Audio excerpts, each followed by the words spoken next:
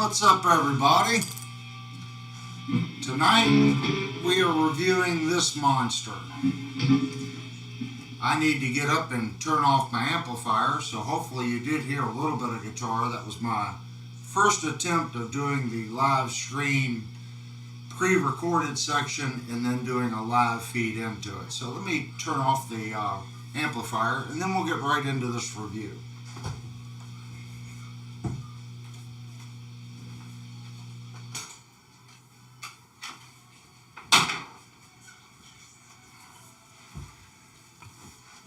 This, guys, is the Jackson Rhoads JS22 7-string. You can see that it is an offset V. The one horn isn't quite as long as the other. It does have a fixed bridge, one volume, one tone, and a 3-way switch. This particular guitar has 3 tuners on the top and 4 tuners on the bottom. And the access to the truss rod is at the top. This has no plate on the top, so it is a rear routed guitar. That was one of the reasons why I liked it. Most of the JS series Vs, they route from the top and there's a large pick guard. I like the clean look without the pick guard. And if you look at the neck, the inlay dots are up at the top. Kind of gives it a nice little detail.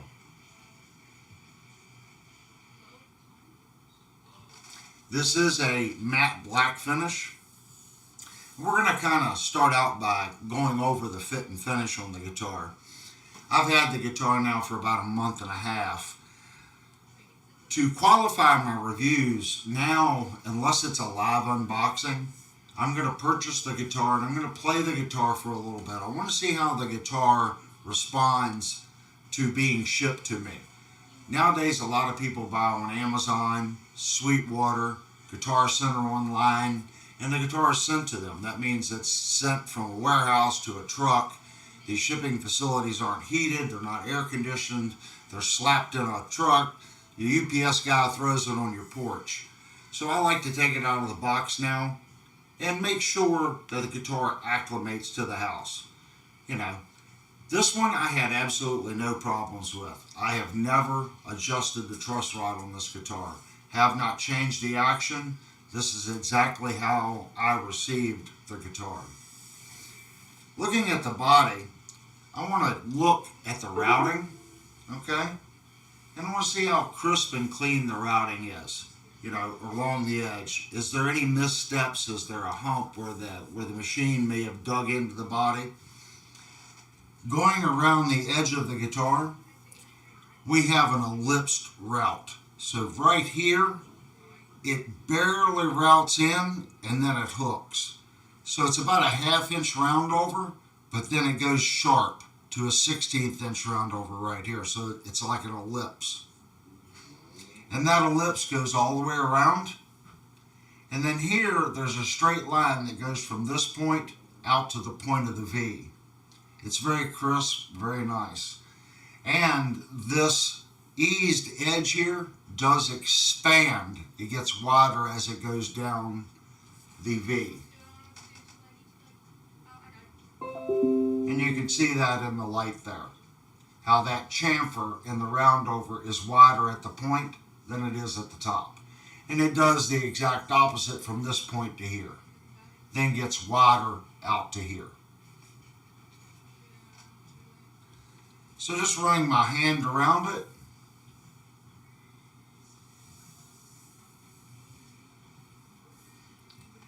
It's very crisp. If this was hit with a DA sander or hand sander, it was done very lightly from the machine. A lot of times when you do a DA, you lose the crispness of the machine, of the round over bit. This one's done very well. Looking at the top of the guitar, trying to see a glue line. This is a JS, so this is Jackson's lower cost product. So I'm sure it does have a multi-piece body. So I'm looking at the guitar in the light, and I want to see if I can see any lines going through the guitar. And as I move the guitar, I'm looking at my screen here so you guys can kind of see it. I know that there's no glue line seam showing, so it has been well sanded. And over the last 2 months, now granted I know it's only 2 months, over the last 2 months these sections of wood, whether it's 2 or 3 or 4, they have not changed. One hasn't expanded at a higher rate than the other one to crack the finish or leave a ghost line in the top. Looking at the back side of the guitar, I'm going to do the exact same thing first. I'm going to look for a crack or a ghost line seam.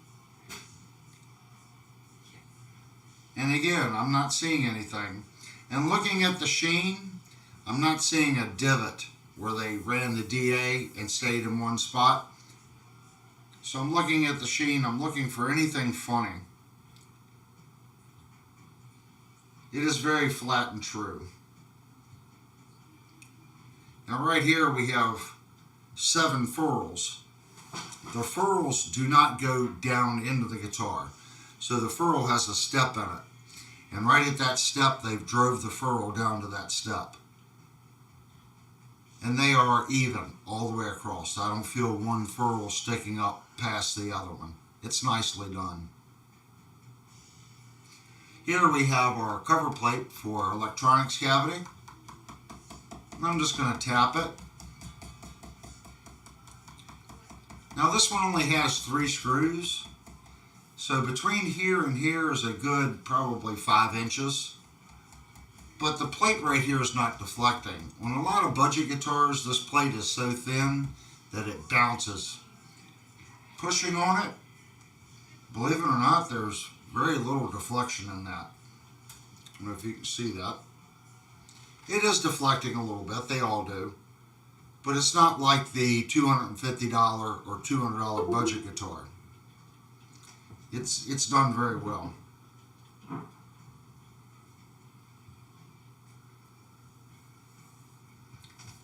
On the back side, this is where our jack is. And we have our strap piece here. Now I want to look at the jack and see how it's setting to the guitar. There is a slight radius here. So I want to look at the plate and see if it's following that contour. A lot of times they'll take a straight plate and they'll try to bend it to match the radius. This one follows the radius really well. I'm not seeing a gap on either end. And it is locked and secure. It's not moving. And the jack itself, the nut and everything's very tight. Looking at our button, it appears to be in the center of the guitar. Now our top button is back here on this plate, right above the plate right there. And I've seen them put them on the neck, and I've actually seen them dead center of the steel plate there. This one's sitting right above it. And that one feels tight as well. Looking at our plate, feeling the screws. Screws feel fine. I don't feel anything sharp. They're all down tight to the plate. And this does have the steel plate with the gasket, the plastic gasket that goes around it. I've really yet to figure out the purpose behind the gasket. I mean, this is a powder coated plate, so the side of that plate would be black as well. The gasket, if someone knows the purpose behind the gasket, you can put that down in the comment section. Some guitars have them, some guitars don't. This particular guitar does have the gasket. Looking at our neck, you can see, I'll try to move it to catch the light. You can see this right here, that's the heel. This is the flat part that goes into the guitar body. And I'm looking for a gap right here that would indicate maybe a shim. The neck does appear to be tight in the guitar body. Looking at this side, on a V it's kind of hard because you don't have the the horn here where you see more of the neck. So you only see about 1 inch to 3/4 of the neck joint here. It does appear to be tight. So if there's a shim in the pocket, it's going to be a small shim. Looking at the neck to the body right here and here to see if the neck is set crossways. And there's always a little bit of adjustment there so you can move the neck around. But I'm looking at the gap to see if there's an obvious change in the gap. In reality, both sides look almost identical. And I'm going to say that's extremely tight, maybe 128th of an inch. It's very tight. Top and bottom, both sides. Now I want to play around with the pickups. Sometimes when you move the pickup, they'll just kind of hang up and stay crooked. So I want to move them back and forth and see if the pickup returns to the center position. And the bridge pickup is doing fine. When I push on it, it returns right back straight. Let's look at our neck.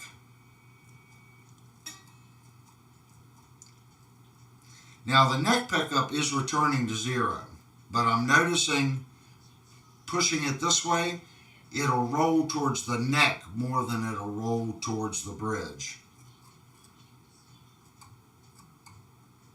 So this particular pickup, there's about a 32nd of an inch gap from the pickup to the pickup plate, and on the bottom there's about a 32nd on this side and about a 64th on this side. Moving the pickup back and forth, it does have a little movement this way, and it does move forward a little bit. But it is secure. When I move it, it rocks back right where it's supposed to go. Our bridge pickup seems to be a little firmer as far as in play. It's nice. Now this is a fixed bridge guitar because we just went over the ferrules in the back. Each saddle has a screw here in the back to adjust the intonation, and then there's 2 screws on the top of each saddle to adjust your string action height. Now sometimes these screws can be sharp on the back side of your hand as you're playing it. You can, when you're doing palm mutes down here, your hand is on top of that saddle, and these sharp screws can bite into your hand. Feeling this one, there are absolutely no sharp screws. I do feel the screws. This screw is above the saddle on the E, or actually that's the B string because it's a 7 string. Oops. The E is just a fraction above. The A, 2 center saddles are flush. The lower B is just barely sticking out past the saddle, and the lower E, they are sticking out. But there's nothing sharp there. It's very smooth. Feeling the saddles themselves along the side and the bridge plate,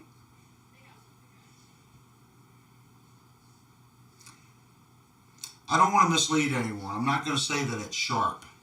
But this edge and this edge, they are rounded over. And they're not sharp. But I do feel the edge. Some of these bridges, they've really rounded that over. Give it a nice round over. This one, they did machine a chamfer in it. But I do feel the corner. But it is not sharp. Looking at the screws that hold the bridge down to the body, none of them appear to be damaged, where they put the screw in it and over torqued it and the screwdriver stripped and damaged the top of the screw. It looks very nice.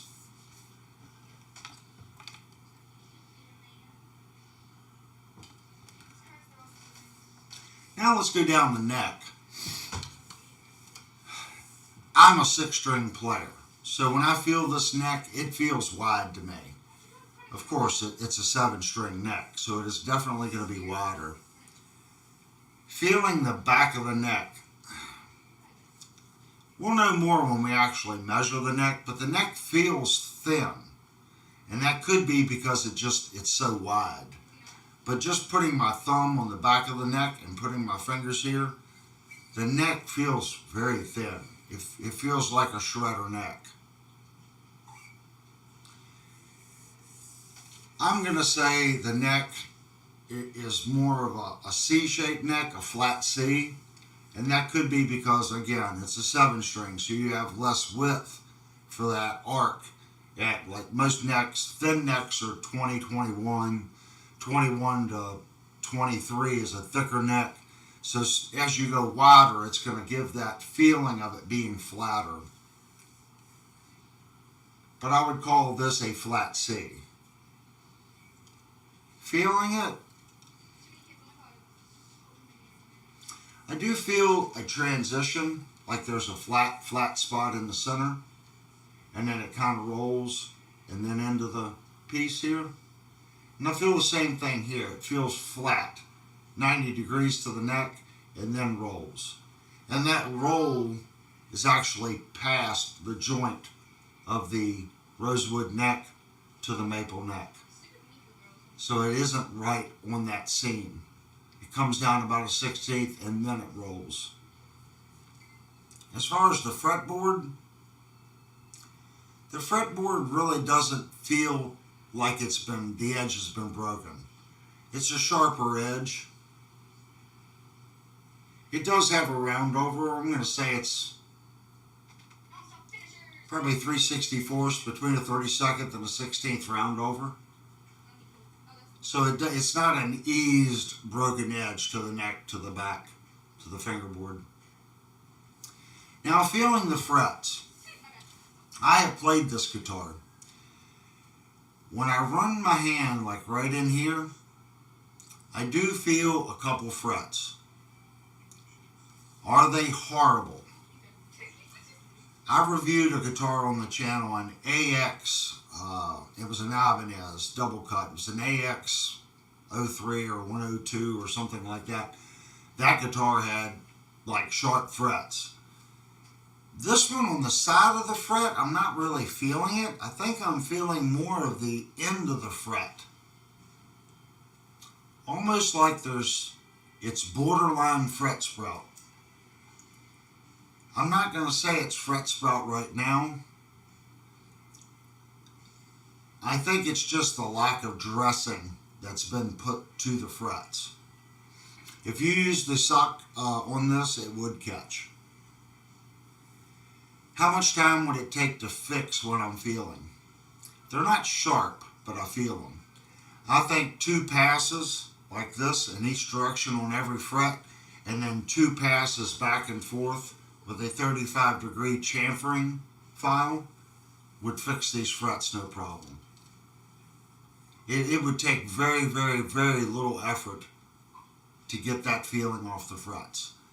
My job is to point out what I see and what I feel so you guys know what to expect if you decide to purchase this instrument.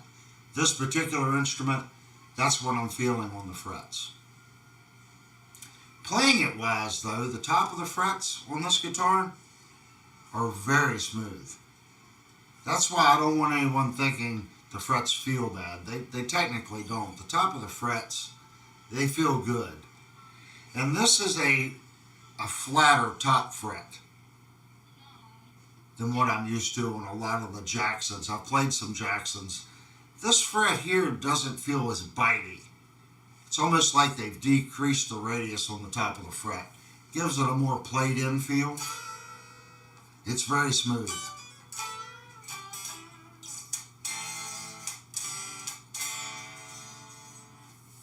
Looking at the frets in the light, checking for the polishing, and looking for tooling marks.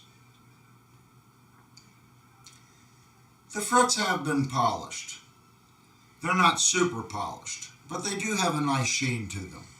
And like I said, the strings glide across the top of the frets.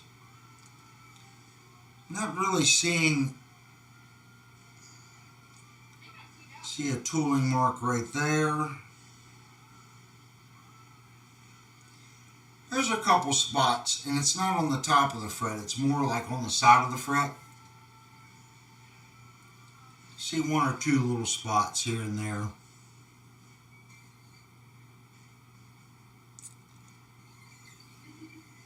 I would say a really good polishing would take that out. It's very, very, very fine scratches.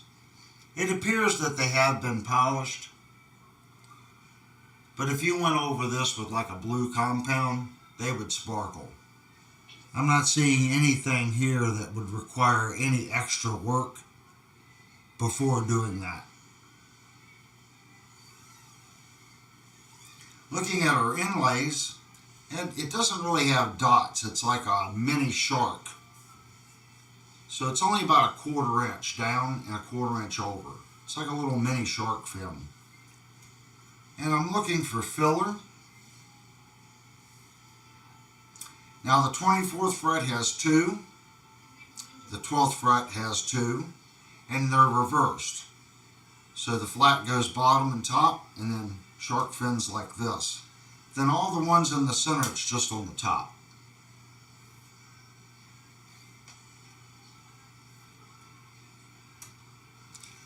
I'm not seeing anything obvious.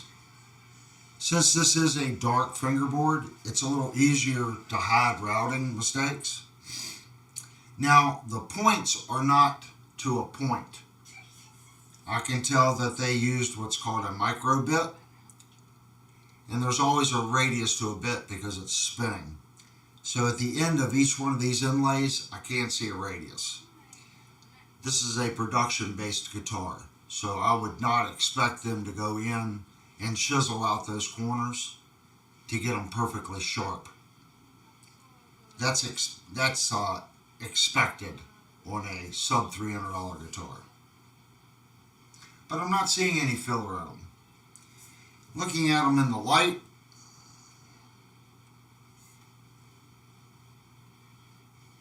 there's a little bit of color shift in them. This one here is a little dull, right where my thumb's at.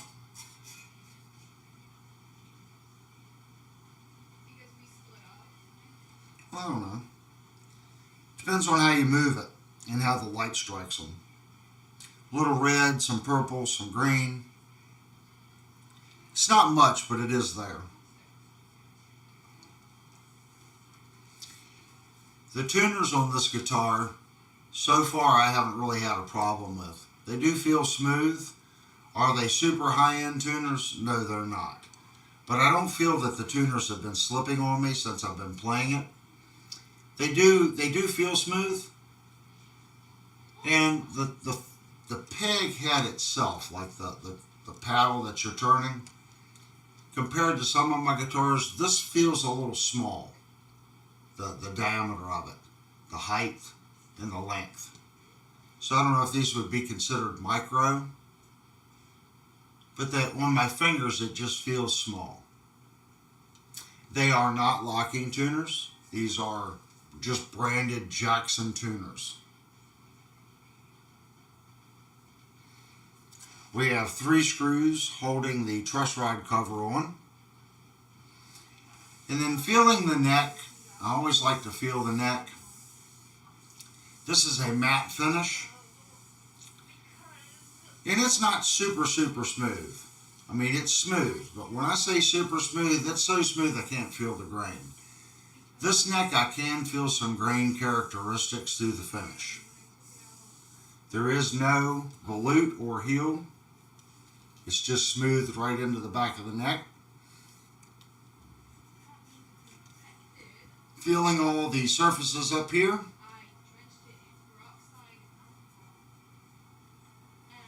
There's a slight variation in the finish feel between here and here. This, and the back of the neck feel just a fraction smoother than this surface and this surface. I feel more grain detail here and here.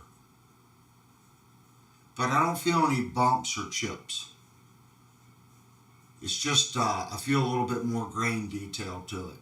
Not quite as polished and refined. This is the smoothest spot in the neck, right here. That feels like glass right here. Everywhere else is consistent. The back of the neck here and the back here. This edge, and this edge, just a fraction more grain feel. All in all, I'd say it's pretty good. We do have a shiplap joint on the neck. You can see the two different colors of wood there.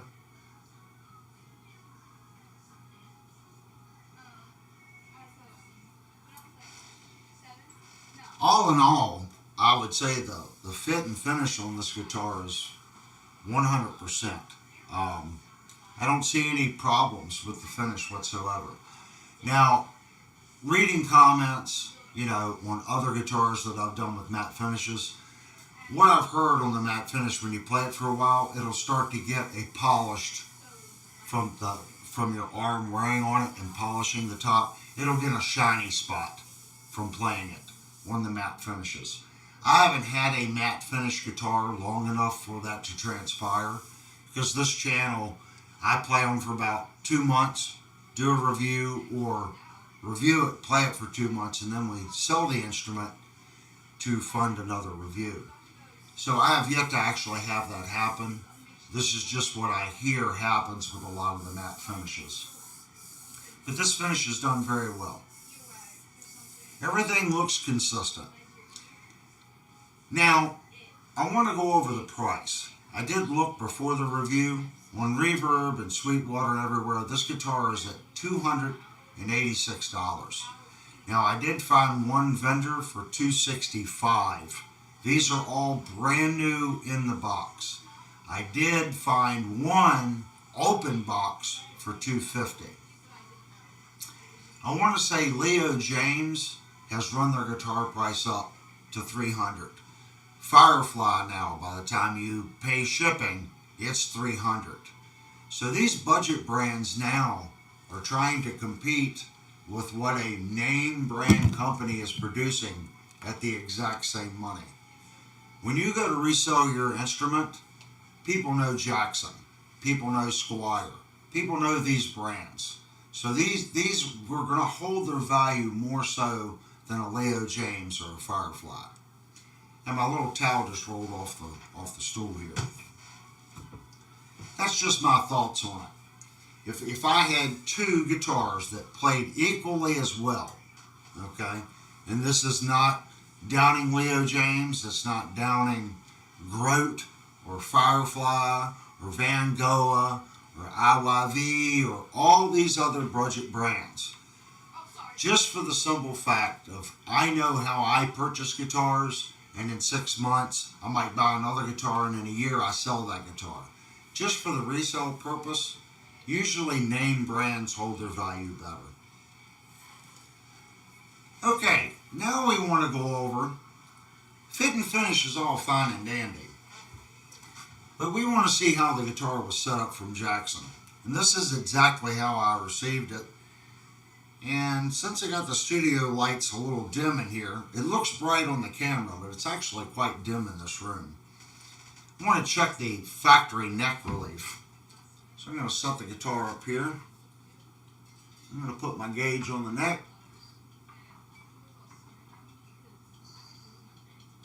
And this must be a 24.75. Let's double check it.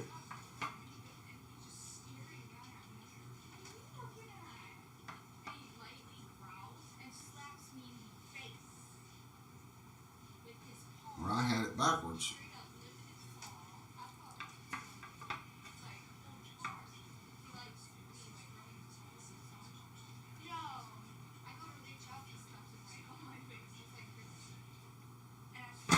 This may be a 25-inch scale length, guys. I do have a 25-inch scale, but I didn't think that this would be 25. 25.5.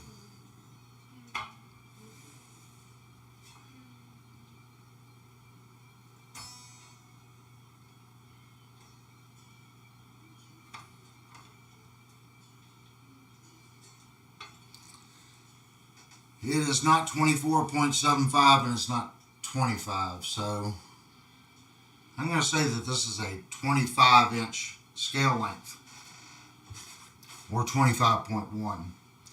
So we're going to do it the old school way, because I am not going to go downstairs and get my other gauge.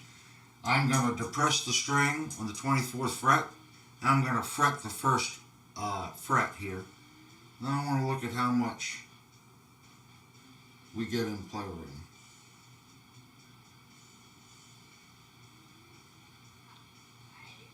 And the neck is almost perfectly straight to the frets. The low E is just barely moving when I stretch my pinky out. Shaking it this way. Yeah, the neck is perfectly straight.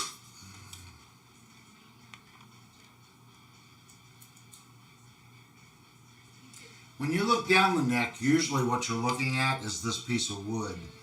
That may or may not be what the frets are doing. When you adjust the neck, you get it as flat as you can, then you level the frets. That doesn't mean that the neck is perfectly straight. You've got it as close as you can get it. It may have a slight waver to it, but the top of the frets are even with themselves. So when you look down the neck like that, sometimes this broken edge will give you an illusion of what the neck is doing. So you need to be careful if you're doing it that way. That's why a lot of people do prefer to do the string method, because it's actually the frets that need to be straight, not necessarily the neck, depending on how the frets were leveled. So now what we want to do, I'm going to reach over and grab my fret rocker. And this guitar doesn't like to set, so I'm going to kind of move it. I put a towel on my PV Penta cabinet here, just to kind of support that end. Now, since this is a live review, I cannot go into squirrel mode, but at the same time, live reviews, you're seeing it just as I see it as I open it up. So we get live reactions. So hang in there. We're going to go through with the fret rocker, and we're going to check all these frets and see how well Jackson did at the factory.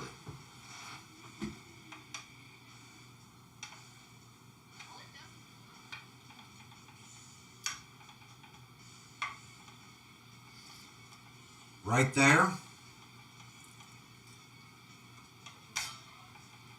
So right below the E string and between the E and the B. I don't know if you can hear that.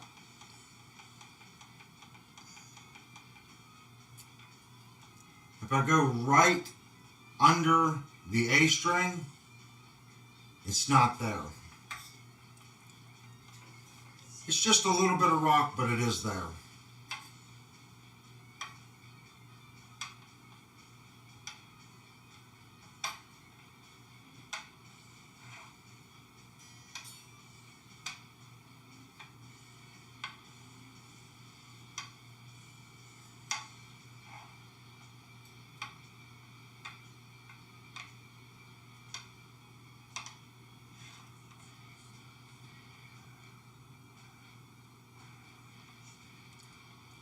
Right there, just a little bit. When I mean a little, it's not there, just a little right there. It's just one small spot. No one would ever say that's a bad fret, but I am pointing it out.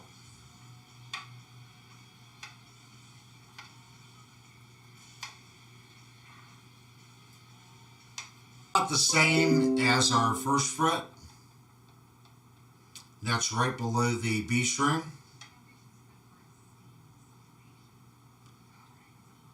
And right below the E, just a little bit. Going below the A, and it's gone. So going back up to that spot, there is a little bit right below the B. Under the E, that's about like our second spot up here. So going down to our next fret, That's what's very important. If it's rocking here and you move down one more fret and it rocks again, that means a low fret. So here's our rocking one. Up one, solid, slight rock, solid. So that is a high fret.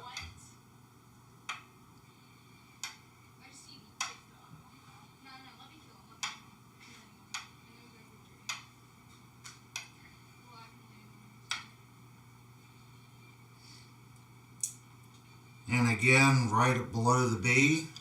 So that'll be our third spot that I'm going to say needs a little attention. I say that because I'm very picky.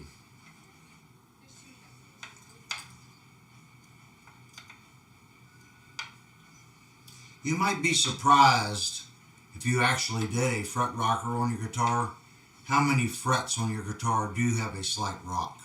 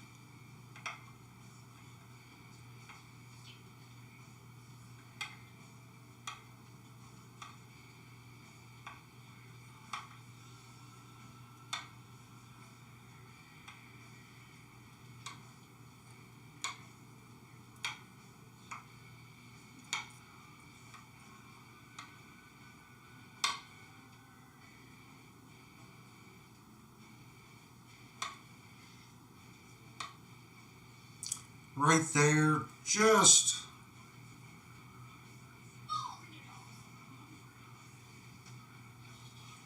it's just a little bit right there, right above the B. And it's just in one little tiny spot. But it is there, so I'm pointing it out.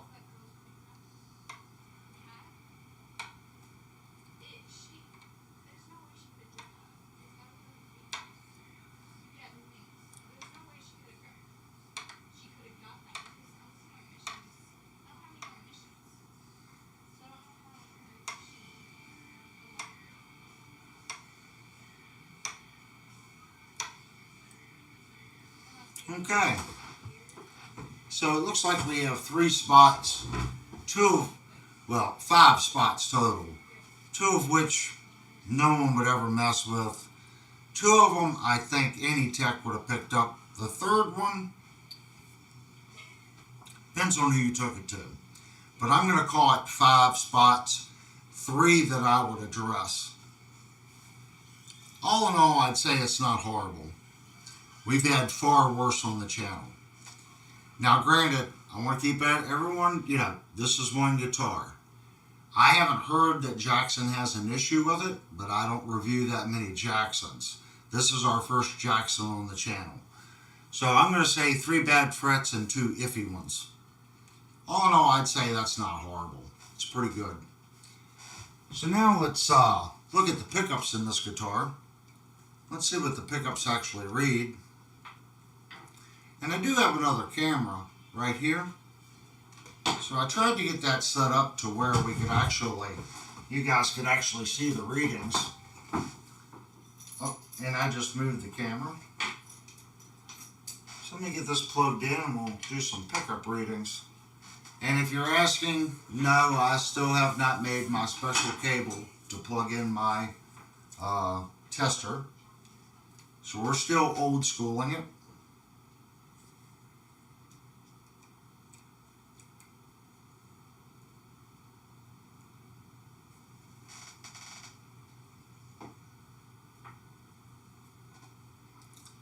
Let's do power.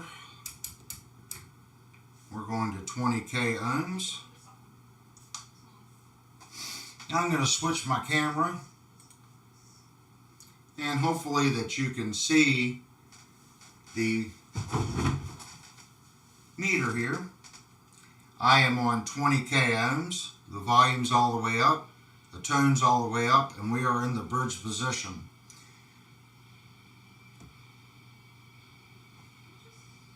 So in the bridge position, it's kind of flopping around. It's 15.77, 76. In the center position, we're reading 5.50. And our neck pickup is reading 8.28. Now let's check our Henrys.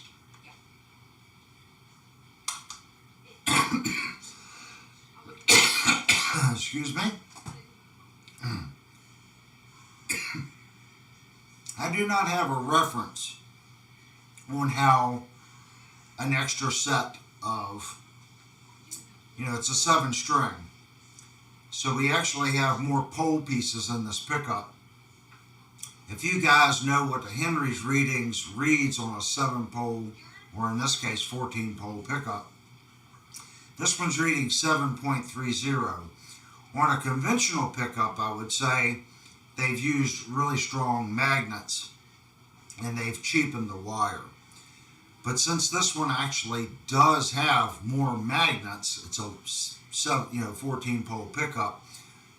I'm not experienced enough to know what the Henry readings on a 7-string should be. But we're looking at 7.30 Henrys in the bridge. In the center position, our Henrys is reading 3.01. And in our neck position, the Henrys are reading 4.48. So if anyone has tested 7-string pickups and got the impedance and inductance and all that, if you could give me a frame of reference of what you've seen in the past, that would be helpful. Maybe you could post something down below. That's what these particular pickups are reading.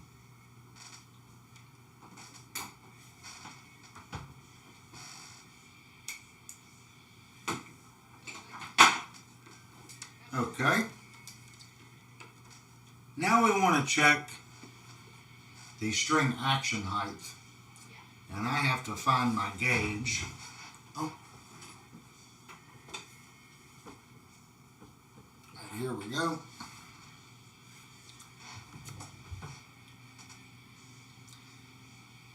And that is my metric gauge. So we may have to do metric tonight, guys. I'm a metric fan. I know everyone likes imperial, but personally at work I use metric. So we might be stuck with metric. Oh, no, I see it. Here's the imperial gauge. Unplug the guitar here. So the B string on the 12th. Imperial.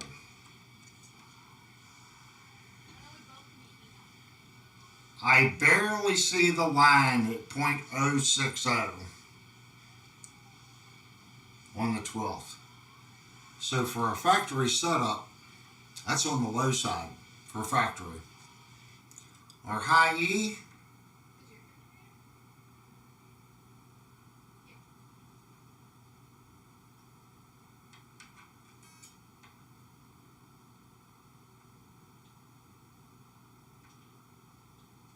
again, it's .060 on the high E as well.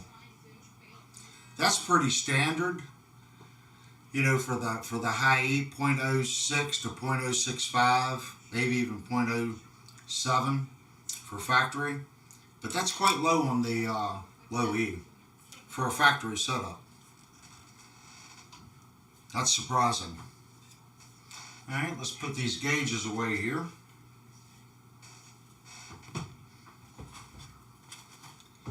Now the neck feels flat to me.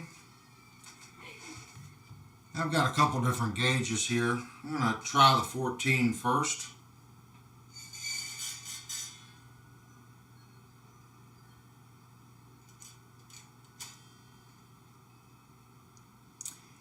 And I see a little bit of a crack here in the center.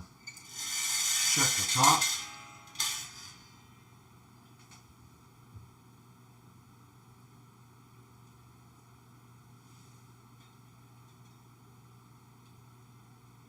The top doesn't look too bad on a 14. Here's our 15.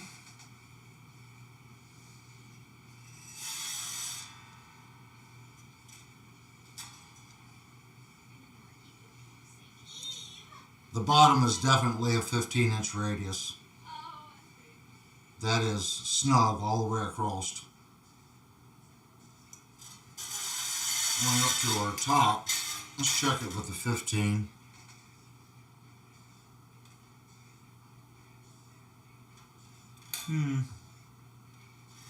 Look at the 14 again.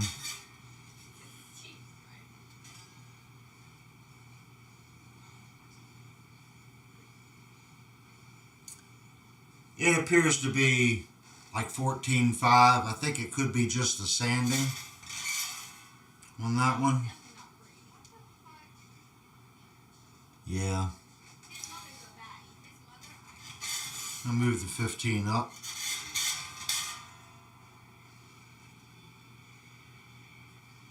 It appears to have a 15-inch radius neck.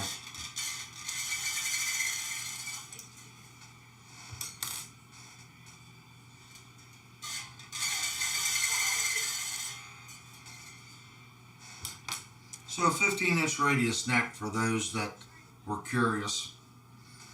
Now let's flip the guitar over. I keep losing my towel.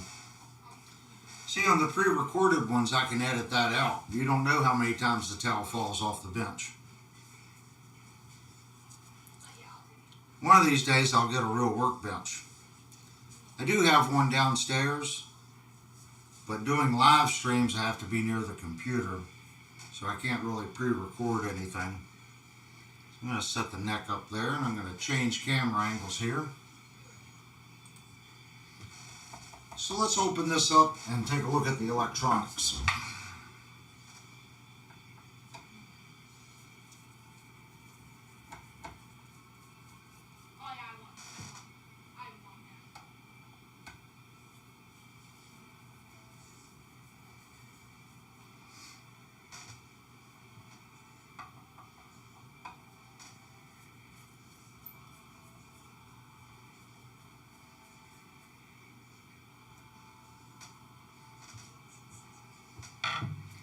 You know, guys, I just thought about something.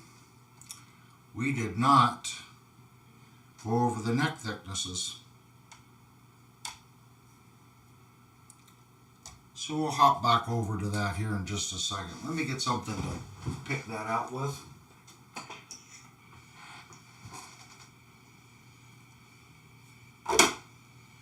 And that is very tight. Look.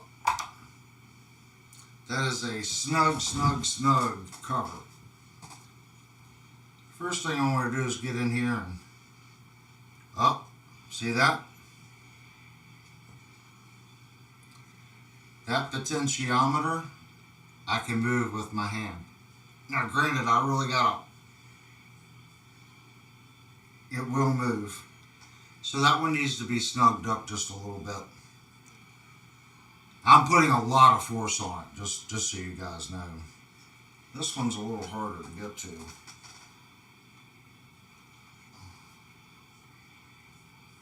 Yeah, that one's snug. Checking our switch. Yeah, that one's snug too. This one right here, I can get it to move.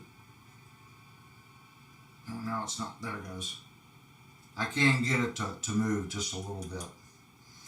Here we have a green cap, and it's so dark in here I can't see what the writing would be on that. But looking at the solder joints here, this one was definitely up to temperature. That's a nice joint. These all look nice here.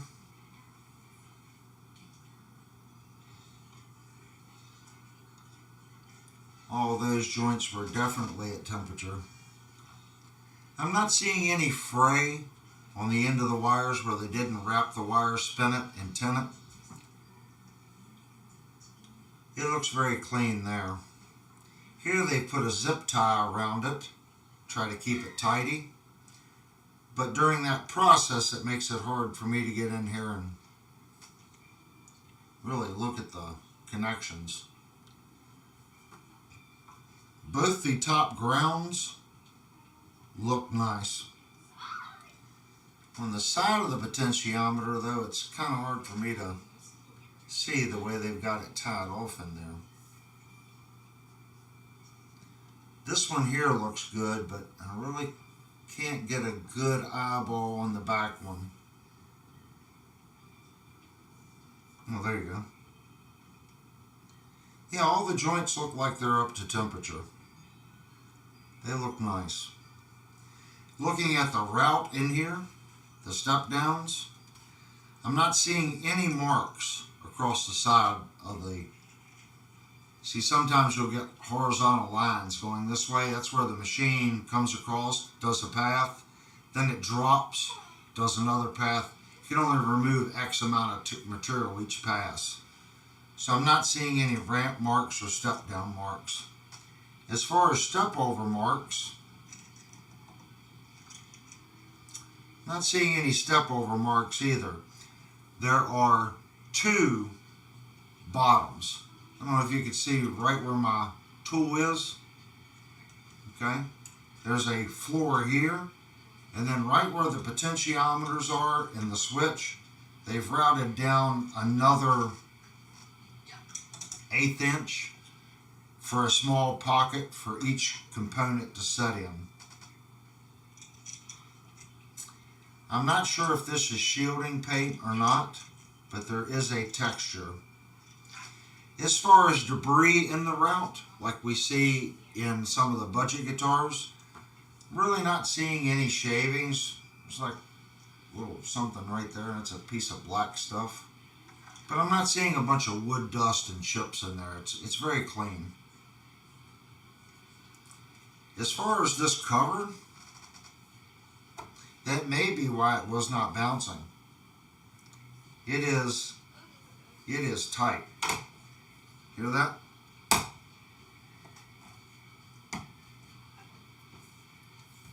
I mean, it is a perfect fit all the way around. There is zero gap. I mean, that's perfect. It's just snug enough to where it snaps in, but not so snug to where it deflects the top. I would say that's probably one of the best I've ever seen as far as snugness and fit. It is down below the body about a 32nd of an inch.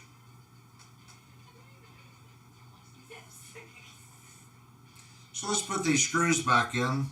Then we're going to flip the guitar back over. I'll take the calibers and we'll go over the neck. That is something that I forgot to do.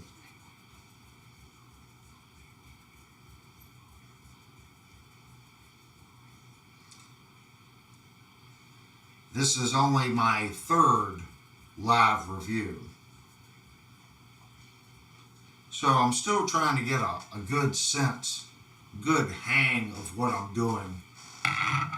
Normally I talk for about 15 minutes, record it, turn off the cameras, do some editing, go to the next. So I'm not really used to going through the whole review straight through. So I'm going to set the guitar up like that again and grab my calibers.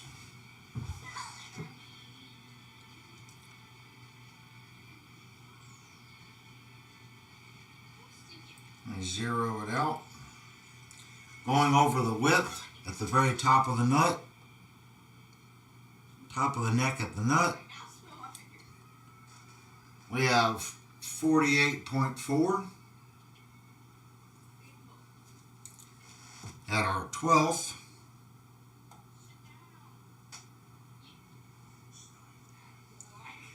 We have 59.83.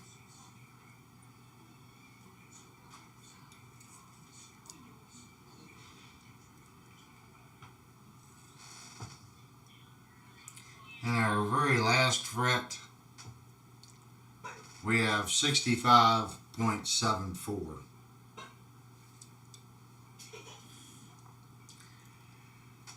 Now, to get a thickness on this neck,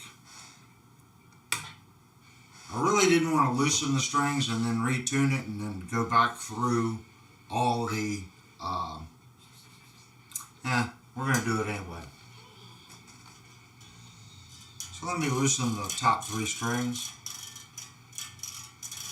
This is a live review, so you guys will just have to wait through the retune to check the first fretted note and the intonation.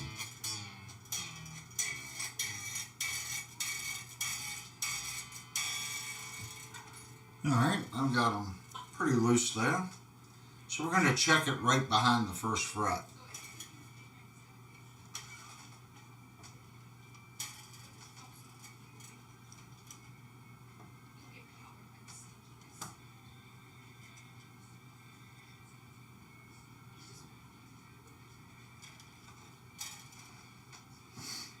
Wow, that is thin. At the top, we have 19.09. So it wasn't just the width of the neck. It is a very thin neck.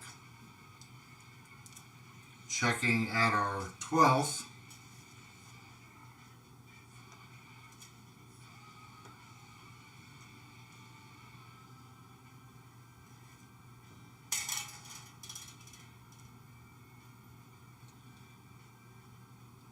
We have 21.62,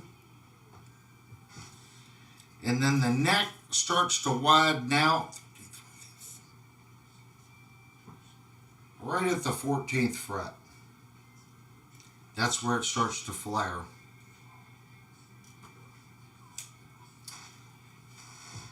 So it wasn't just me. It is a very thin neck on this guitar. It is a very large taper. So let me plug my tuner in. Set the tuner up here.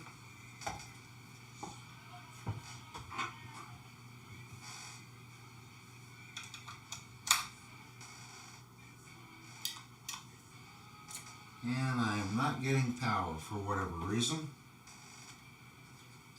Might help to plug it in the right side. There you go. That always helps.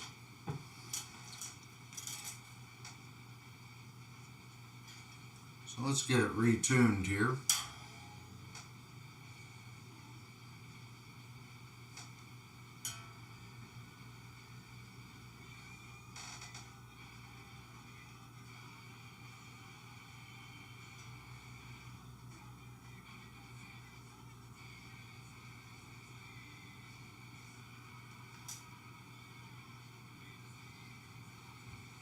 And like I said, feeling the tuners, they're not super smooth, but they do have a smooth feel to them.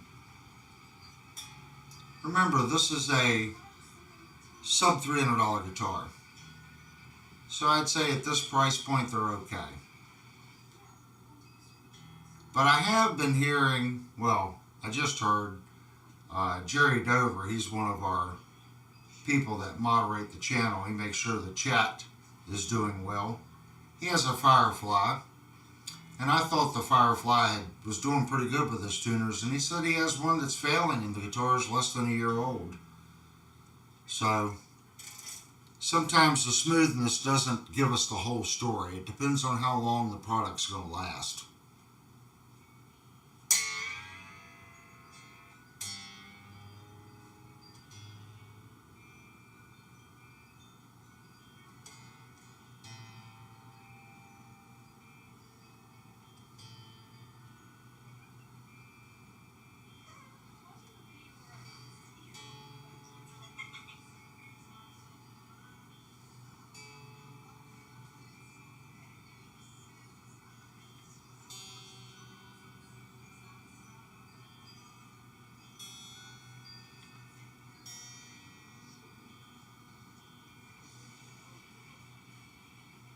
Just trying to get it close Then we're going to go over the intonation.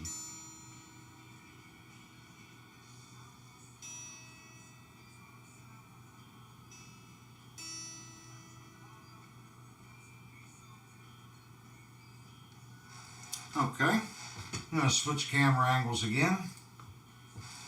So here's our tuner. And now let's check the first fretted note in the guitar's intonation.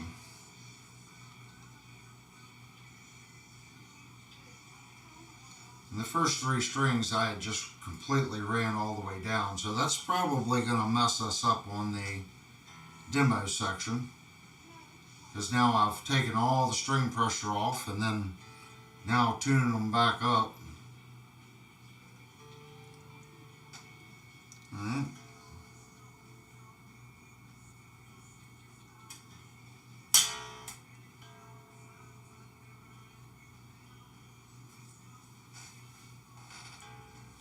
Those low notes are hard to get. Now, something I've noticed while playing this guitar, since it's a 7-string, I don't know what the ratio on these tuners are, but usually on a 7-string you should go 20-to-1, 21-to-1, just simply because of what's going on right here. The lower notes, you need a higher ratio to get that fine tuning of that note. This one seems to be a little finicky.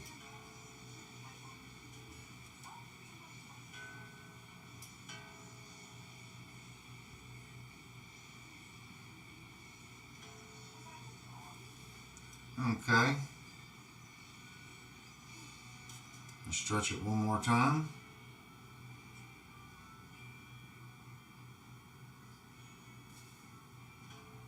Alright, there's our B open. B on the 12th. And we can see we're just a fraction sharp. Going to our first fretted note, our C sharp, is just a little flat. Going to our E,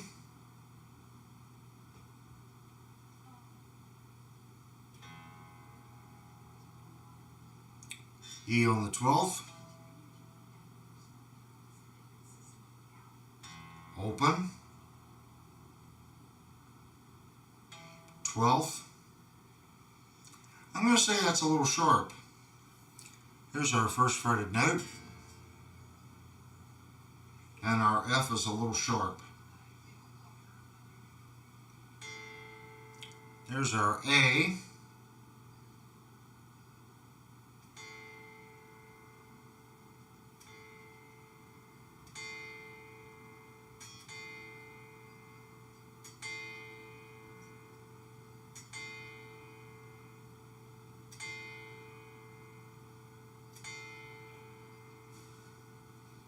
okay, A on the 12th,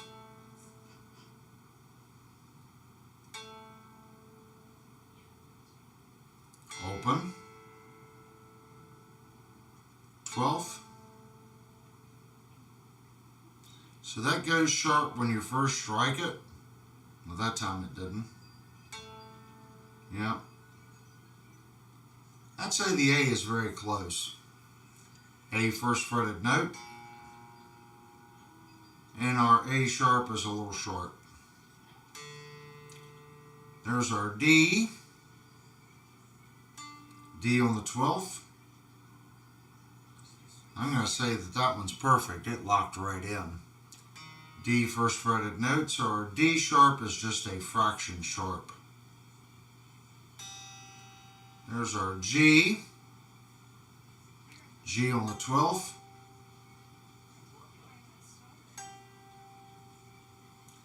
I'm going to say it's just a fraction sharp. Just a fraction. First fretted note, and our G sharp is sharp. Here's our B.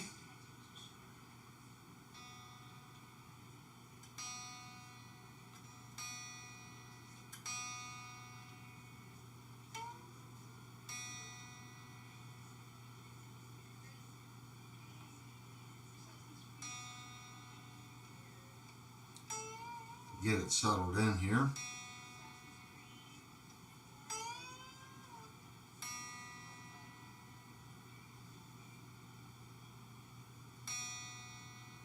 There we are. B on the 12th. Open. 12th. Open.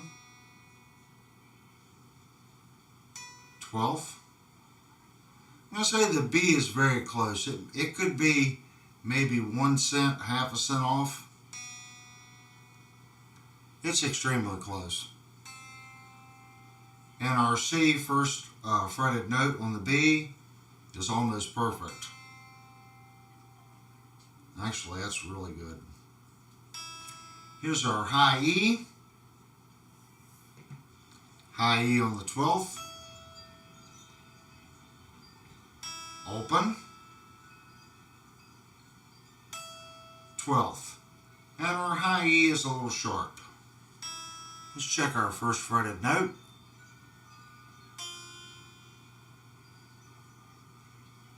And our F is a fraction flat.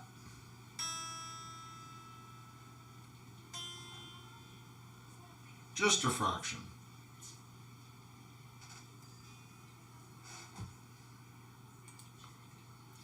All in all, I'd say the intonation on the guitar is set really well. Is it perfect? No, it's not perfect. And keep in mind, guys, as you fret, you got to get an average. When you move your finger back and forth, any amount of tension, you can get the tuner to kind of, if you're setting a guitar up for a person, the best thing to do is watch them play. See if they fret hard, and then when you set the intonation, you should press a little harder. That way you get a good idea how they play. If they're a light player, then you want to set it up for light playing. But keep that in mind. I try to push hard, I vary as I push, and I always try to stay in the center of the fret. Most guitar players play towards the edge of the fret, this direction, towards the bass. They roll their finger up to it. All those things do actually make a difference in how you set up the intonation.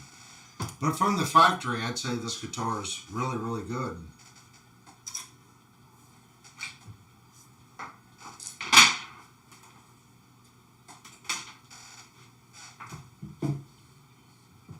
Alright guys, since this is a live review, we're going to do a slight intermission, and when we come back, we're going to plug this guitar into the amplifier and actually hear what it sounds like. So we're going to take a 5-minute little break. So go get a drink, get some popcorn, whatever you got to do, use the restroom. And when we get back, we'll actually hear what this guitar sounds like.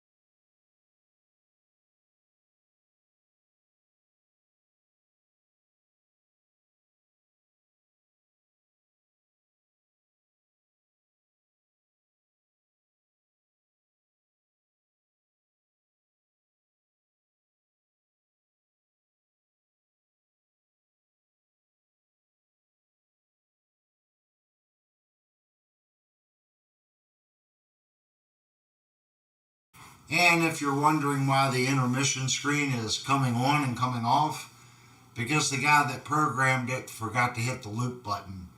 First time it went off, I figured, okay, Linnell said it turned off when she got a ad. So I went back into OBS and I engaged it, and then she said it went off again. Then I realized I forgot to make a continuous loop. So the intermission thing should be fixed now. You can't see your face. It still Right. says intermission. And yes, I know the intermission screen is on. I'm turning on the tube amplifier.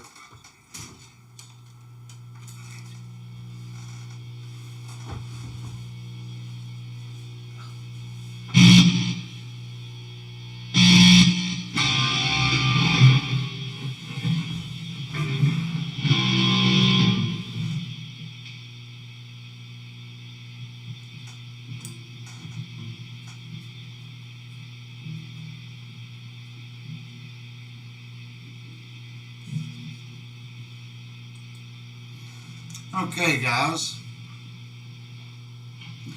got the guitar set up. I am plugged into my tube amplifier, so all the noise you hear right now, this microphone is actually picking up. The SM57 betas, when I switch over to them, you'll hear all that noise kind of disappears. That's because there's a real heavy top end roll off on an instrument mic, so it doesn't pick up a lot of that hum. That's why they're really good stage mics. But as I talk, I have to have this one, and this mic is so sensitive it actually picks up the hum from across the room. Now, I do want to say I am not a 7-string player by any stretch of the imagination, but I am going to play the guitar and try to get some tones out of it. I am playing through my old greenback Celestion drivers. I do have a V30 cabinet over here, which I know would be more suited for this instrument. I just didn't have the time to move everything out of the way to get the V30 cabinet out for this particular demo. So we're running through a Friedman BE Deluxe into a Pro Valve 6L6 power amp, and it does have a BBE processor and an inline AMR tube sweetener. And that is the arrangement that we're running. All the effects that you're hearing are being done by the Applied Research Technology rack mount unit.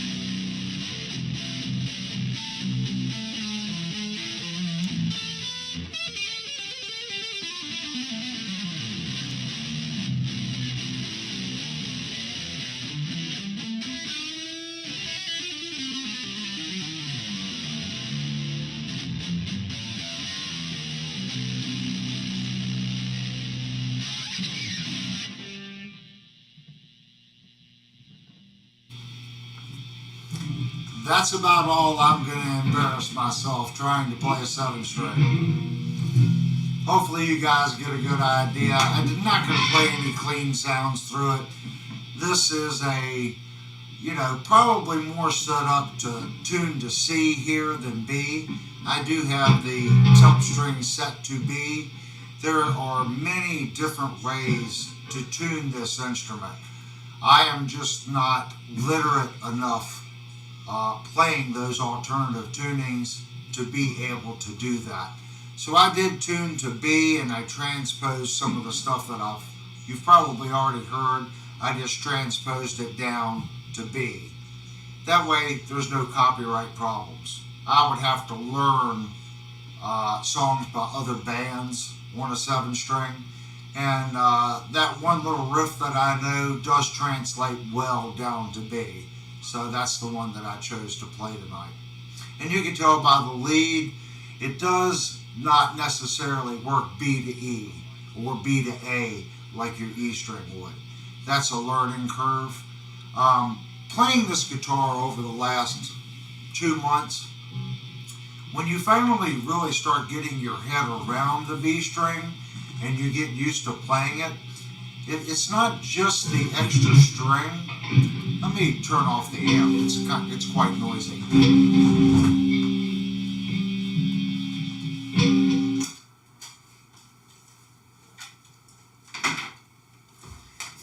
Getting your head around the extra string really only takes about 10 minutes. Getting used to playing the wider neck probably took me 2 or 3 times of picking up the guitar and playing it for 30 minutes. Now I don't notice it near as much as when I first received the guitar. I will say this, when I go back to my 6th string, I find myself moving my fingers up further. Let's say I'm on the B, I want to switch up to the G or the D.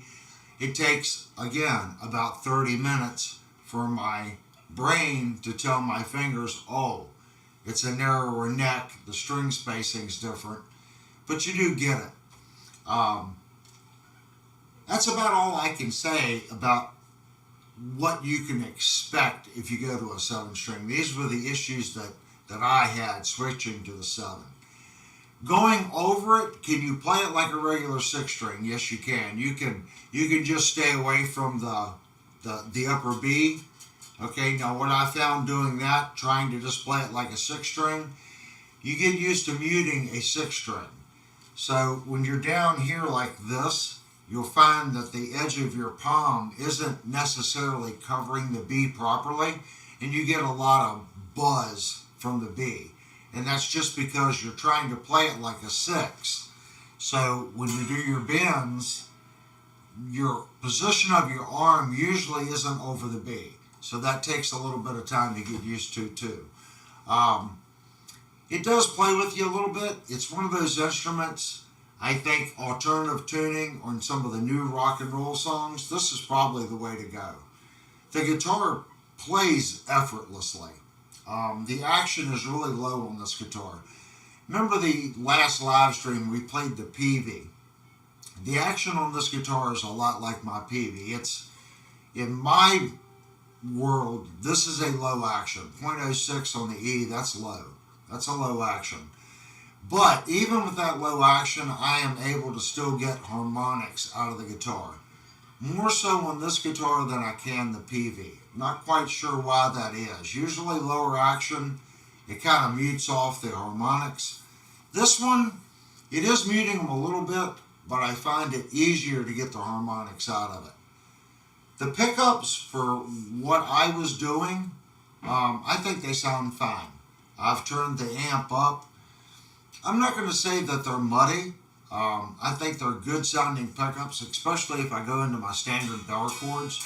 They have a lot of drive. There's a lot of low end bite to them. I don't have an issue with the pickups on the guitar. Granted, I'm not a 7-string player. I'm sure there's far better pickups out there. But at this price point, the pickups are fine. There's nothing wrong with these pickups to be able to take this guitar out and actually gig with it. They're not muddy. I don't know how it translates to YouTube. I won't actually be able to listen to what I just played until the live stream's over. Hopefully it was decent. I did take about 15 minutes and try to dial the amp in to a more modern low tune distortion tone. That's why I picked the Friedman and not the Sedano tonight. If you're familiar with this channel, you know that this channel is about product information. This is one guitar, and I tried to review as much as I possibly could in the hour and a half that we're here. We went over the neck, the relief. We did find out that this is a 25-inch scale length. It's not 25.5 or 24.75. So it's going to be 25.1 scale length. And believe it or not, for me, that's perfect, because I play some 24.75s and I play some 25s. So this kind of falls right in between both of them. So it takes me less time to acclimate to this scale length, going from my 25.5 to this versus my 24.75. I did notice that. Now I know why, because it's an in-between scale length. All in all, I'd say that this is an awesome guitar. I want to go back to what I said earlier. Firefly right now has some V's. By the time you ship them, they're right at this price point, and they're 6-string V's. This guitar is the better buy. It's a better buy than the Firefly, and it's a name brand. This is a 7-string. It plays great. Like I said, this thing plays effortlessly. This plays as well as any guitar that I own. Believe me, there is nothing wrong with this guitar. The feel on the frets, like I said, it's very smooth. The top of these frets are super smooth. It just plays effortlessly. It takes no pressure whatsoever to fret this instrument. It's like butter. And a lot of that too is the shorter scale length makes bending easier than 25. That's why a lot of guitar players like Les Pauls. That 24.75 scale length makes bending easier. There's less tension on the strings. So this is right in between. So that could be aiding that feel that the guitar has on being effortless to play.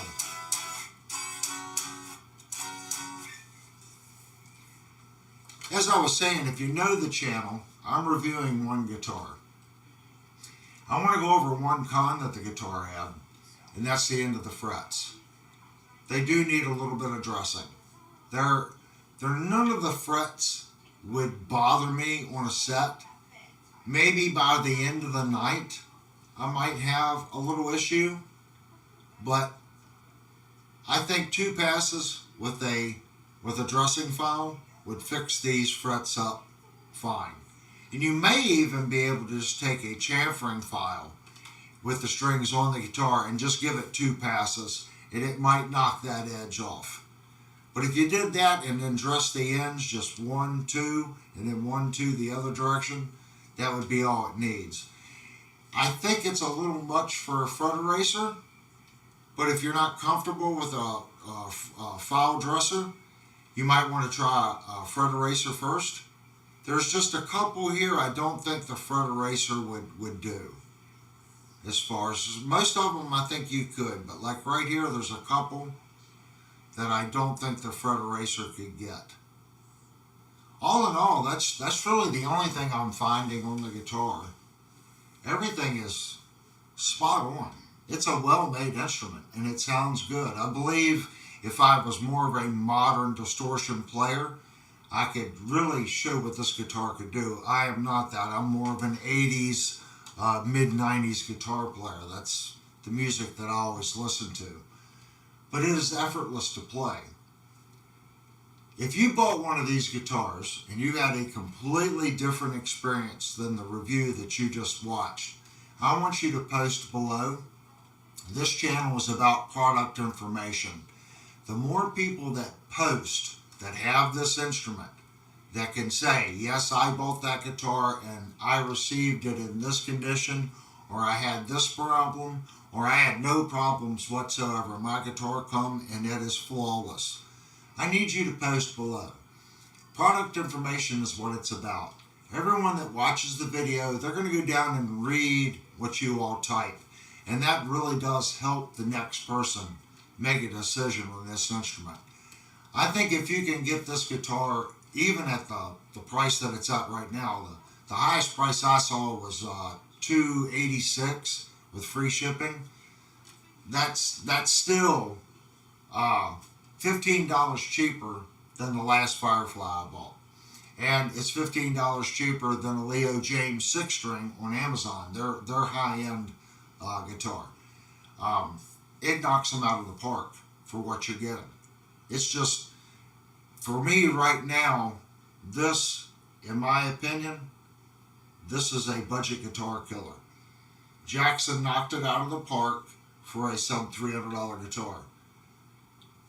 Dress the frets, and if you're super picky, maybe change the pickups, and you've got a drop tune monster, because there's the neck, everything on this guitar just plays.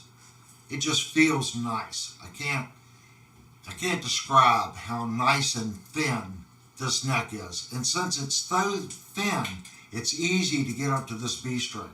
It's effortless. It's a sharp instrument. Anyway, I think it's time to open up the window here and answer some questions. I wanted to do the review in that fashion because in a later date, someone coming back and watching this review, we can put all the questions and answers at the end. So if I choose, I can edit the video here and repost it as a review or leave it as a live stream. So let me open up the chat window.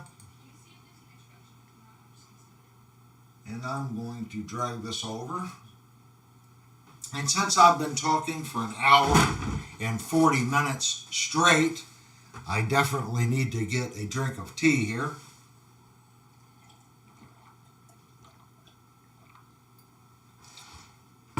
Now, Linnell said she had wrote down a couple questions. So let's see what Linnell had actually wrote down question-wise. What do you have question-wise in there, hon? Is that just a Strat type bridge? Is it the first question was, is it a Strat type bridge? The Strat hardtail is probably the exact same way as this.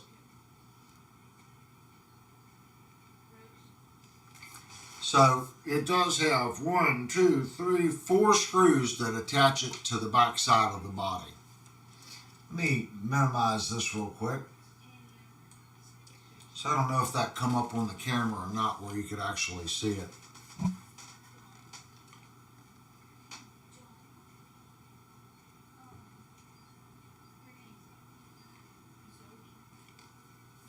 That's the bridge.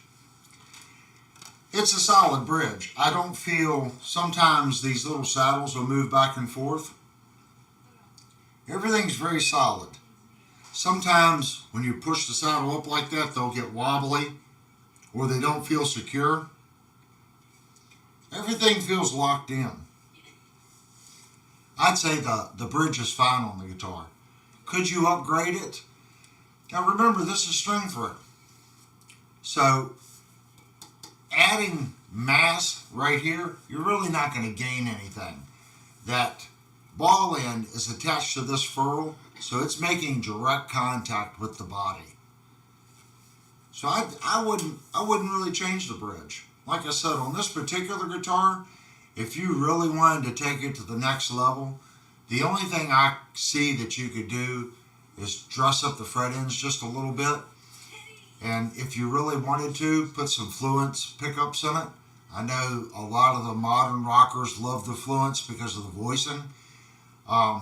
That even Fluence pickups, you can get Fluence pickups with all the fancy wiring. I think it's like 15 different voicings. I think it's like $320. That puts you at $600. Even putting the best pickups in it that money can buy. That's with all the electronics as well. I think you can just get the Fluence pickups for about $220, but if you get it with the module and the pots and the switches, I think it runs it up to about $320. But that would just make it a killer guitar. What was the next question on? Well, you got one that just came up, and then I'll give you the other ones before I miss it. Can you tell if those are jumbo frets or extra jumbo? Okay, let's look at the frets. That's something that we can add to the review. This one is metric. So we'll you know, it's funny, guys, when I do the review, I always go over neck relief and metric because visually that's what I see. But then I use imperial gauges. And no one's ever called me out on that, but I just find it funny that I always say it's 0.1 millimeters, but then I do imperial on the action height. So if you look at our gauge here, we have some notches on the top. And that's for our height of our crown on our frets. So I'm going to set it on here. I'm going to look at the light here and try to get a good idea of what we got.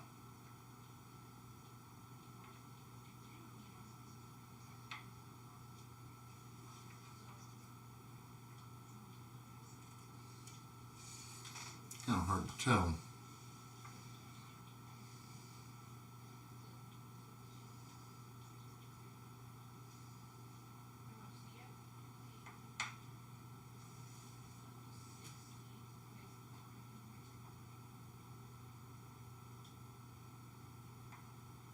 Well, my gauge stops at 0.055 and the fret is taller than that. So let me use my calibers. Pretty sure this caliber has see how my caliber has an end that sticks out? So let me use my calibers.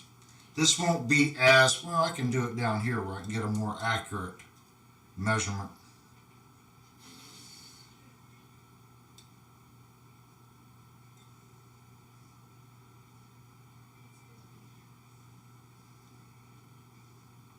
In millimeters, our fret height is 1.43. Now if I switch that, it's 0.565 inches. That's our fret height. So my gauge was right. It wasn't touching at 0.55. So it's actually 0.057. If I switch it back to metric. So what I did is I pushed this out. Turn it back on. I pushed this pin out. Now I need to get 2 frets to set on either side of these points. Okay?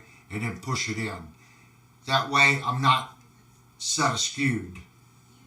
So when I set it between the 2 frets and I push it down onto the fret, fraction inch at 7 1/128ths of an inch. Millimeters 1.43. And in inches 0.0560. That's our fret height. Now looking at the width of the fret, let me give you the width of the fret since we're going to this much detail.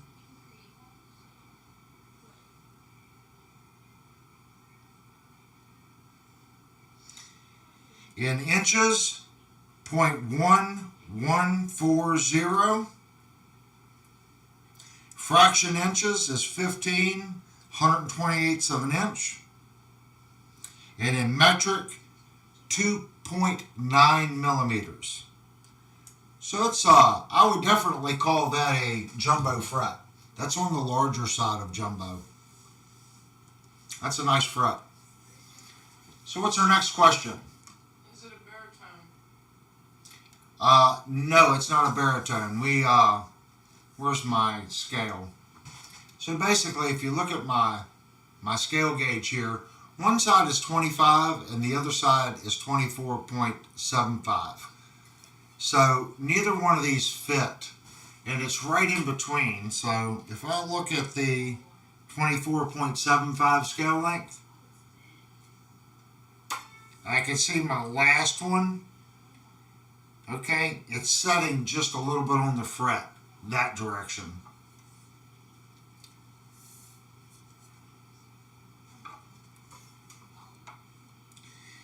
And when I do it on the other 25.5, now it's setting on that side of the fret. So I'm assuming that this is a 25.1 scale length. I could go downstairs and get my other gauge, but we already had an intermission and I forgot to go down and get it. But I'm going to say that this is a 25.1 scale length. I don't know if I do have a tape measure, so we could actually measure. We can do it the old school way. So let's see what we got here. Actually, it is not. You're right. This is a baritone. So the reason it was showing up one to the other, looks like our scale length is 26.5. My apologies, guys. That was a good question. Good idea for me to actually go grab the tape. So this is a baritone. It's 26.5 on the E.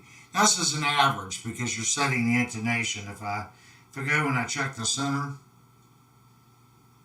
it's 26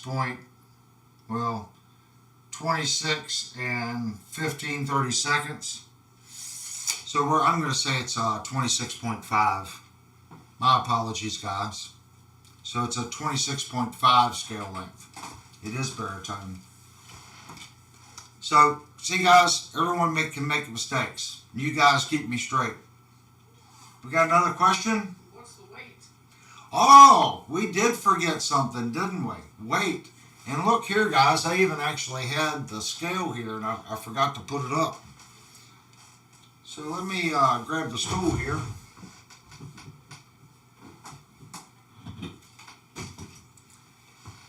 That's what's nice about these live reviews. You guys can catch me when I forget something.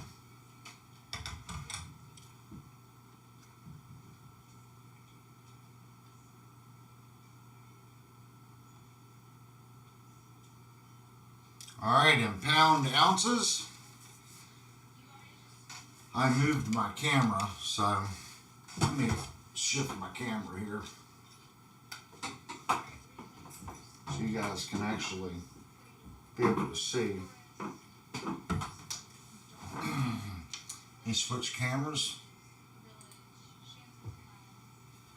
and of course you can't see it. And it's not showing up, is it? So in pound ounces, it's actually quite light. It's 6 pounds, 6.4 ounces. And in grams, that's 2,904 grams. So it's actually quite light. When I picked the guitar up, it didn't feel heavy. But it is actually quite light.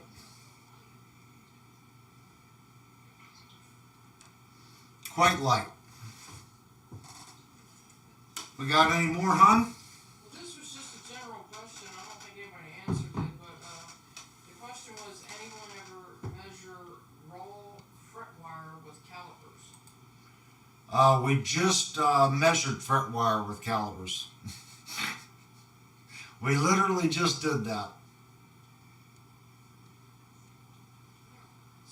Jerry White just said, wonder how it would sound if he turned the B to a D. If you type in 7-string tunings, there's about 4 that are pretty common. The B, this is what Guitar Factory set 7 strings up. I know guys will actually do C and D on the top. And then there's alternative tuning where it actually changes all the strings. There's 3 or 4 different tunings for 7 strings. I forget what the one that's called pentatuning or something, something like that, pentatuning. You can't really go by. You have to change the gauges of the strings for the pentatuning. That Alex Godfrey or whatever his name was, he was the guy that set up the pentatuning, and I know that he was really big on the 7-string pentatuning. So you can look that up. This would probably be a good guitar for that since it's a baritone, 26.5 scale length. Yeah, that is kind of light, Jerry. It's a light guitar. This is a cool guitar. Like I said, I actually got this guitar on sale. I paid $239 for it. It was on sale. I got this guitar come from Pro Audio Star off of Reverb. They had a sale. It was right after Christmas. Devastator says, just a guess about the gasket around the plate from earlier. I'd say to keep the plate from scratching the paint. It could. That could very well be true, Devastator. I mean, but the plate is hiding the paint to start with, so if it scratches the paint under the plate, I don't know. I think it's a leftover thing from something. You know, maybe it was something to do with, okay, the plate thickness is 1.3 millimeters, and by the time they milled the neck and the body, they wanted to pad the plate off 1.5 millimeters for the screws. It could be something as simple as that, where they don't want to order special hardware. By the time they figure the thickness of the body right here in the neck, they can use that plate to offset the screw depth in the neck. It could be really something as serious as that. Because if a guitar factory orders 200,000 screws and they can use that screw on every instrument and change this plate, maybe they have a 2 millimeter plate, a 1 millimeter plate, a 3 millimeter plate, and then use the exact same screws, that saves some money. There's less issues on the production line because they're using the same screw. It could be something like that, and then it could be it's just decorative. They like the little surround around it. It could be, and it could be what you just said. Maybe someone thought, oh, we'll protect the paint under the guitar so the metal doesn't stick to the paint. Or it could be they're built so fast that the paint isn't thoroughly cured, and the poly and the plastic will not bond to the finish, wherein the powder coating of the plate would bond to the finish. So if the paint resin isn't completely cured and they use the gasket in the top, they don't have to worry about it sticking to the paint. It could be that. There could be a lot of different reasons. I was kind of fishing for some more, if that makes sense. But scratching on the paint could be one as well. And if you do buy one of these, something that I will tell you, if you have the Hercules stand, I love these stands. I have this stand in the highest position. And when I put the guitar on the stand, the lowest point, the longer point, is only 1.5 inches off the floor. So you will max out your Hercules stand to set this guitar on it without the horn hitting the floor. That's the highest spot that this stand will go. That's just if you have a Hercules. So I'm sure they're all probably made about the same, the adjustable heads on the stands. So before you put your guitar on your cradle, make sure you max it out and double check that the guitar doesn't hit the floor. Are there any uneven gaps around where the neck bolts on, or does it move? No, if you go back and watch the main part of the review, we did go over that. This neck pocket is extremely tight on this guitar. I mean, it's tight. There are no visible gap whatsoever. It, as the old woodworker used to say, it looks like it grew there. It's extremely tight here, and across here. And like I said, if there is a shim in the neck back here to pitch the neck back, you only see about 3/4 of the neck right here. The rest of the neck's made into the body, but this appears to be flat on the body itself. So if there is a shim in there, it's going to be extremely small. But the overall fit and finish is excellent on this guitar. When I say excellent, I don't see, if you look at the guitar in the light there, you don't see any lines through it for a multi-piece body, top or bottom. Does the end of the fretboard overhang the body? Yes, it does. The end of the fretboard doesn't overhang the body, it overhangs the neck maple. So I'm going to try to get the camera in it, and you can see how the fingerboard overhangs the neck. So the last fret really isn't, it's almost right at the edge of the maple.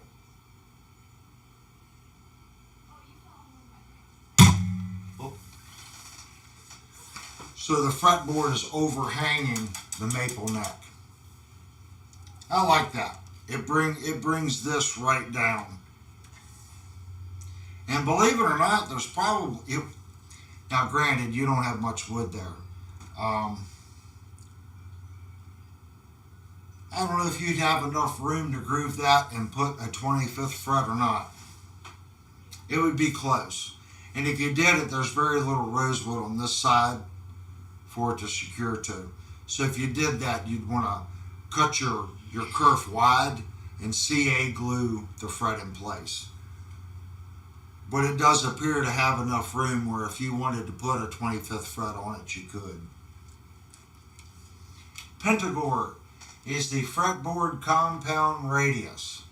Again, we went over this in the review. You guys come in late. No, the fretboard is 15 top and bottom. We did check that. There is a little bit of sanding area on the very edge, but the 15 fit the best, and it's just the very edge of the fretboard. And the neck right here, this edge, it is broken, but it's not rolled broken, but it's not sharp. All they did is they have about a 32nd of an inch round over on this edge. But that's what the question is. But Pentagore, you got to go back and watch the video again. If you've been here since the start, you missed intermission time, and you must have took a restroom break in between when I was checking the neck. But all in all, I'd say it's a heck of a bang for your buck. I would call this a budget guitar killer. I really would. You know, budget guitars, they keep inching up in price. You know, they got to watch companies like Jackson and Squier. You know, this guitar, I found the cheapest open box at $255 on Reverb, $265 brand new in the box. And the average price was $286 on Reverb, Sweetwater, Musician's Friend, Guitar Center. That's the average price. But the cheapest price I could find today was $266, and that was with free shipping. And like I said, I found one for, it was like $250 or $255 open box. So it's just open box. It's still new. Pentagore says I was here, had things going on. Okay, I'll give you a pass this time. Ah! Over there, thank you so much for coming in and watching the live review. We're going to review something every Thursday night. Tonight we did the Jackson. I don't know what we're going to review next week. We may not review a guitar. I do have a guitar to review, but we might do a product review next week.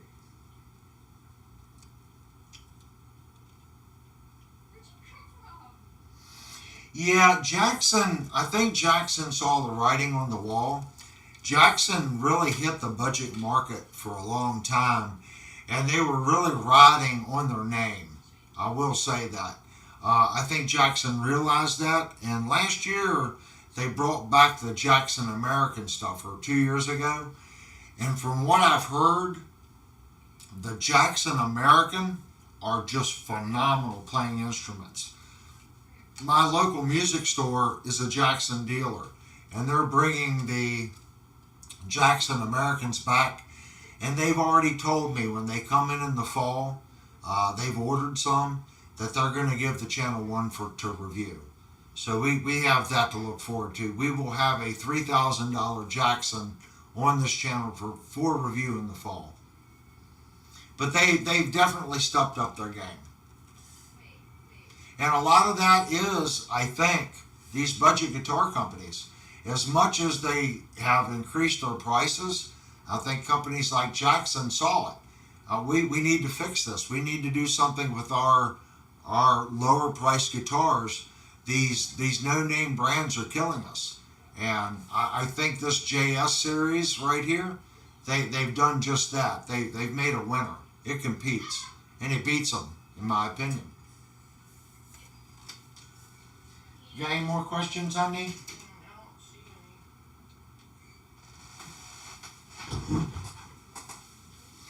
Well, I don't know what you guys think about the live reviews. I kind of like doing it. Now, this week we missed a couple things. I missed the weight, but then we had a question. We actually put calibers and stuff on the frets, and that's something I usually don't do. I don't usually give fret height and fret width. And then we actually had someone, say, was that baritone? And for some strange reason, I was thinking it was 25, because I was using the end of the fret scale, like the end of the fret was on this side on the lowest notch, and when I flipped it over, it was on the other side. So my little squirrel brain just said, well, that must mean it's 25. But in this case, taking a tape measure and measuring it, it is baritone at 26.5. So that's what's great about the live reviews. If I was recording it, I would have caught it too, because I would have went downstairs and got my 25.1 Paul Reed Smith scale. I would have put that on the guitar. Then I would have said, okay, I need to actually measure this guitar. But doing the live review, it's good that you guys point out this stuff and ask questions, because it just double checks things. That's why I also said earlier on the Henrys, this is my first 7-string. So looking at the Henrys and the ohm readings, that's going to change. We can't take those readings that we're used to seeing on a 6-string pickup, because there's less magnet, there's less copper wire, 6-string versus 7-string. So we got to look at that, the readings that I gave you, and kind of compare them to other 7-strings. I don't have that base to offer an opinion on it, but I did give you the information. Did you change the strings yet, or are they original? No, they are the original strings. And the strings feel fine. I don't know if I can see the ball ends down in here or not. So all the ball ends are brass in here. So I think Diodario uses the multicolor, but all the ball ends are brass.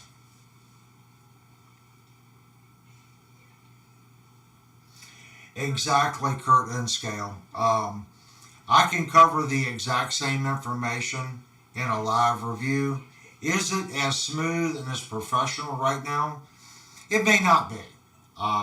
If you go back and look at my very first review, it wasn't near as good as the last edited review I did.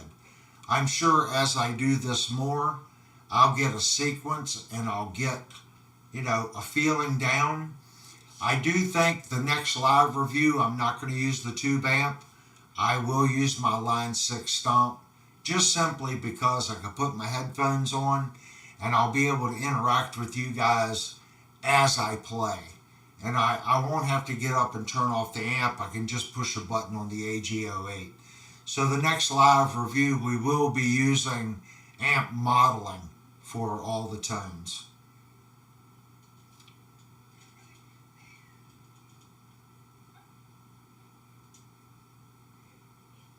Thank you, Devastator. That helps. Curtin Scales says he likes the live reviews because we can ask questions. Yeah, that's what it's about. I think it's better for you guys, and it's definitely better for me. If you watch like my Epiphone Alex license review, that review was an hour and a half. I probably took probably 6 hours total of time to record all the video, and there was probably a good 20 hours of editing in that. So it does take a tremendous amount of time. One advantage to it is using my open mics with my cameras seem to sound better than if I try to use these. Okay, my Mevos. If you look at this little, this is the camera that was doing the overhead. These are the Mevo cams. I do have 3 of them. So the main cam that you're watching me on is a Mevo as well. Jerry says a bungee cord may help that towel stay in place. Actually, Jerry, I actually need to do it. I need to get a little inspection table. We're working on the rooms downstairs. So once we actually get a room completed and we can shift and actually have a true studio and work area. My work area, if you look at my how-to videos, it's just in framing. So that will eventually be the studio down there. There's 2 rooms. That one will stay the work room, but the room on the left-hand side will be the studio. Okay, guys, I think that's going to finish up for our live stream. Hopefully you like the review of the Jackson JS. Everyone knows this channel. If you're interested in purchasing this guitar, it will be up for sale. You can go to our YouTube page, and our email is there. It's dominionfretworks@gmail.com. So if you guys are interested in it, I buy guitars, I play them for a little bit, and then I resell them. If someone wants the guitar, I can do a video on dressing the frets. Okay? That'll be my payment for doing the work. So I will dress all the frets and erase all the frets on it and put a new set of strings on it and then sell it to you at cost. If anyone wants it. If not, it will reside here until some of the other guitars disappear, and we'll just rotate them out as we go. But that's how we fund other guitars on the project. I want to thank everybody for coming in and watching tonight's live stream. At the end of the stream, there's going to be 5-minute open chat, just like we did on Saturday night. Jerry White says, "Oh God, I want it, Cy." Okay, Jerry, send me an email. It's going to be like, I think I paid $239 for it. So it's actually going to be cheaper than you can buy a new one. Because like I just said, I will dress the frets for free, but I will do a video on it to help others. I'll take it downstairs and do a fret dressing video. So that'll be my payment, and then you'll get the guitar at basically below what you can get it on Reverb for. It's up to you guys. Jerry Dover says the cost is $450. Yeah, you got to watch these guys with the blue wrenches. That they like to auction stuff off. See, I pay $100 for it. They auction it off for $200 and make a profit. No, get it right. They like to try to auction off. Oh, they like to auction off Linnell's guitars, which is okay because it's not my guitar. I'm gonna beat you. She says she's gonna beat me. If you don't see me Saturday, you know I'm 6 foot under from that comment. All right, guys. I want to thank everybody for tuning in. Please hit the like button. That truly does help YouTube push it. All the little emojis help, and all the comments down below help as well. So even though you all chat when the video's done, come back, post some comments, because remember, this video is going to stay up. It's a live review. So any comments that you put down in the comment section, that also helps YouTube push it out for other people can get the information that was done in this guitar review. But I'm going to go to the 5-minute window, and you guys can stay and chill out and chat and discuss. And don't forget, Saturday night live stream, that's when we just hang out and talk everything. I think this week we're talking capacitors. So capacitors will be one of the subjects. All right, guys, again, thank you so much. Without you guys, this could not be possible. And if you're here and you're watching and you're not subscribed, please hit the subscribe button. It's free. There's no charge this week. We're having a special. Just reach down there, hit the subscribe button. We're almost to 2,000 subscribers. It would be great to get to 2,000. It would be great to get to 3,000, 4,000 as we climb up the YouTube ladder.